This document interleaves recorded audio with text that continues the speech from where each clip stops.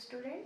तो आज हम लोग पढ़ेंगे डार्क रूम, जिसके अंदर आज हम सबसे पहले लिखेंगे introduction, location, size and layout. ठीक है। और कल के हमारे इसके डार्क रूम के अंदर टॉपिक्स हैं बिल्डिंग एसेंशियल एंड एंट्रेंस। तो आज हम लोग पढ़ लेंगे introduction, location, size and layout. Okay. And फिर हम इसका पूरा ओवरव्यू देख लेंगे आज कि भाई हमने क्या पढ़ा। और कल जो बिल्डिंग एसेंशियल और एंट्रेंस पढ़ के हम एक बार अपने डार्क रूम का ओवरव्यू देख लेंगे। उसके बाद में हम अपने डार्क रूम को कंटिन्यू करते हुए चलेंगे। चलिए अब हम इंट्रोडक्शन से स्टार्ट करते हैं डार्क रूम को। चलिए शुरू करते हैं introduction. Dark room is a very important palace of the radiological department in radiography. जो हमारा डार्क रूम होता है एक बहुत इंपॉर्टेंट पैलेस होता है हमारे रेडियोलॉजिकल डिपार्टमेंट का। क्यों? क्योंकि हमारा जो फिल्म की प्रोसेसिंग होती है वो डार्क रूम के अंदर कंप्लीट होती है। ओके। तो हम लिखेंगे डार्क रूम के नीचे अंडरलाइन कर देंगे इंपॉर्टेंट एंड डिपार्टमेंट, और यहाँ फिल्म प्रोसेसिंग। क्यों? क्योंकि हमारे डार्क रूम के अंदर फिल्म की प्रोसेसिंग की जाती है। अब हम चलेंगे लोकेशन पर। Dark room should be located very close to radiographic room as it saves a lot of time।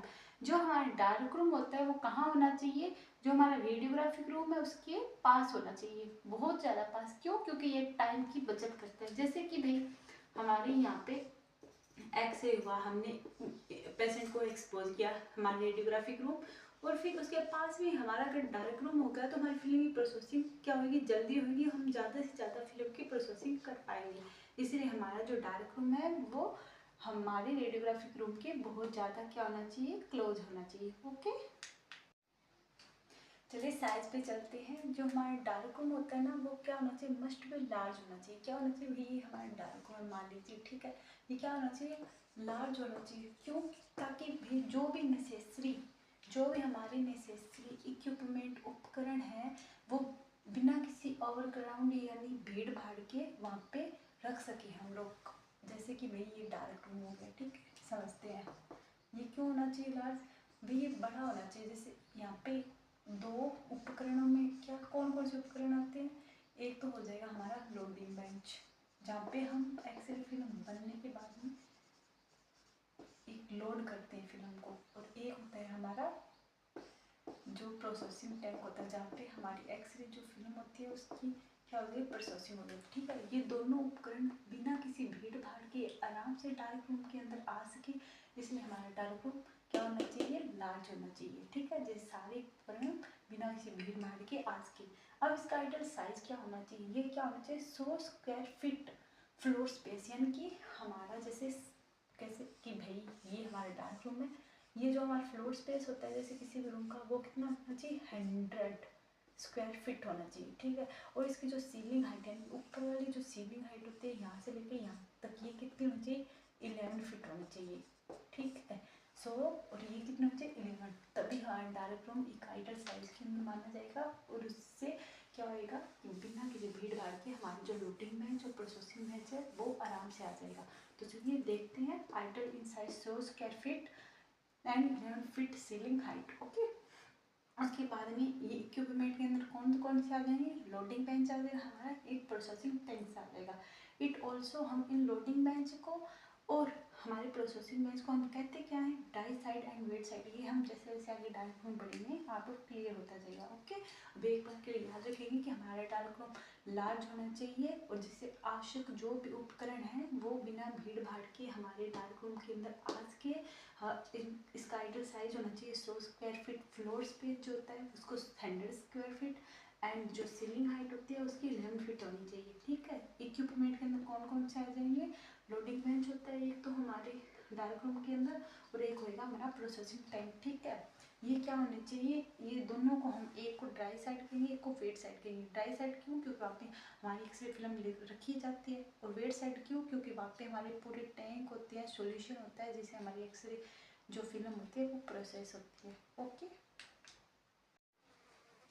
Size के अंदर it is essential for dry and wet side. यह आवश्यक हो जाता है ड्राई और wet side work to carry out it is safe distance, यानी कि जो ड्राई साइड और अपनी वेट साइड है वो एक सेफ डिस्टेंस के अंदर काम करें एक दूसरे के, ठीक है। इसके लिए क्या होता है कि लोडिंग बेंच और जो हमारा प्रोसेसिंग टैंक होता है वो एक दूसरे के अपोजिट साइड में क्या किए जाते हैं, अरेंज्ड किए जाते हैं। देखिए जैसे कि ये हमारा हो गया डार्क रूम, ओके। इसके अंदर हमारे दो इक्विपमेंट हमने पढ़ लिए, जैसे होगा एक wet side and dry side. यहाँ पे हमारा प्रोसेसिंग टैंक है जिसको हम वेट साइड बोल रहे हैं, ठीक है। ये हमारी ड्राई साइड हो जाएगी लोडिंग, जहाँ पे फिल्म की लोडिंग की जाती है, ठीक है। तो ये क्या हो जाता है कि आवश्यक हो जाता है ये एक दूसरे मैक्सिमम डिस्टेंस पे रहे, क्यों? क्योंकि हमारा जो प्रोसेसिंग जो टैंक्स होते हैं वहाँ पे हमारे सारे केमिकल सॉल्यूशन वाटर सब होता है। यहाँ पे अपनी होती है एक्सरे फिल्म, ठीक है, लोडिंग साइड में ड्राई साइड में, और वेट साइड में अपनी सारे के सारे सॉल्यूशन आ जाएंगे, ठीक है। तो ये दोनों एक दूसरे से एक सेफ डिस्टेंस पे वर्क कर सके, ठीक है। इसके लिए इनको एक दूसरे के अपोजिट साइड में रखा जाता है। अब हम क्या करेंगे कि भाई हमारा जो भी सॉल्यूशन है उससे हमारी एक्सरे फिल्म खराब ना हो, अगर एक दूसरे पास में नहीं तो इसके सॉल्यूशन के कारण हमारी एक्सरे फिल्म जो है वो खराब हो सकती है। इसके लिए हम इसको एक सेफ डिस्टेंस पे अपोजिट साइड में रखते हैं, ठीक है। तो हम ये सारा कुछ उसके अंदर लिख लेंगे। अब हम लोगों ने जैसे आज क्या क्या पढ़ लिया है, डार्क रूम का इंट्रोडक्शन, ठीक है। उसके बाद में पढ़ा हमने लोकेशन, उसके बाद में हमने पढ़ लिया है साइज, ठीक है। अब हम लोग साइज लोकेशन सब पढ़ लिया है। अब हम एक ओवरव्यू देके आज इस लेक्चर को ख़त्म करेंगे, और कल जो होएगा हम लोग अपना आगे बिल्डिंग एसेंशियल एंट्रेंस करके डार्क रूम का जो ओवरव्यू वाला है वो उसको चैप्टर को क्लोज करेंगे। उसके बाद में हम डार्क रूम को आगे की ओर पढ़ेंगे। चलिए अब हम अपने डार्क रूम का क्या करते हैं, ओवरव्यू समझ लेते हैं, ठीक है। तो ओवरव्यू के अंदर हमने आज क्या पढ़ा है, इंट्रोडक्शन। इंट्रोडक्शन के अंदर हमने पढ़ा है कि डार्क रूम होता क्या है, हमारी रेडियोलॉजिकल डिपार्टमेंट का इंपॉर्टेंट प्लेस होता है जहाँ पे फिल्म की क्या की जाती है, प्रोसेसिंग की जाती है।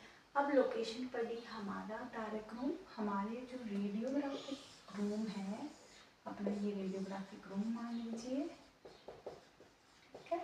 रेडियोग्राफिक रूम की क्या होना चाहिए, बहुत ज़्यादा क्लोज होना चाहिए, क्यों? क्योंकि इससे हमारा जो रेडियोग्राफर हो वो अपने टाइम को बचा सके। जैसे यहाँ पे अगर हमारे रेडियोग्राफिक रूम है, हमने यहाँ पे पेशेंट के इमेज को लिया, कैप्चर किया, फिर हमारी जो एक्सरे फिल्म है वो प्रोसेसिंग करने के लिए हम अपने डार्क रूम में जा सकें, और ज़्यादा से ज़्यादा हम अपने टाइम को बचा सकें और ज़्यादा से ज़्यादा एक्सरे फिल्म को कर सकें, ठीक है। अब हमारा डार्क रूम आ गया, हमने देखा डार्क रूम का साइज, लोकेशन हमारा क्लोज होना चाहिए रेडियोग्राफिक रूम की, साइज फिर हमने कहा कि ये इसकी जो फ्लोर स्पेस की साइज है वो कितनी होनी चाहिए, 100 स्क्वायर फीट, ठीक है। 100 स्क्वायर फीट होनी चाहिए फ्लोर स्पेस से, और जो सीलिंग हाइट है वो कितनी होनी चाहिए, 11 फीट, ठीक है। ये एक आइडियल साइज माना हमने अपने डार्क रूम का। फिर डार्क रूम के अंदर कौन कौन से इक्विपमेंट होते हैं जो बिना ओवरक्राउडिंग के आने चाहिए, एक हमारा हो जाएगा लोडिंग बेंच एंड दूसरा हो जाएगा हमारा प्रोसेसिंग बेंच, ठीक है। ये ड्राई साइड बोल देंगे, इसको वेट साइड बोल देंगे। अब हमने कहा कि ये बिना भीड़ भाड़ के आनी चाहिए पहली बात तो, ठीक है। और जो वेट बेंच और जो ड्राई बेंच होते हैं एक दूसरे अपोजिट साइड में रखे होने चाहिए ताकि ये अपनी अपनी वर्क को अच्छे से कैरी आउट कर सके। हमने आज इतना पढ़ लिया, ये हमारा हो गया आज का ओवरव्यू, ठीक है, कि हमें क्या क्या पढ़ा है।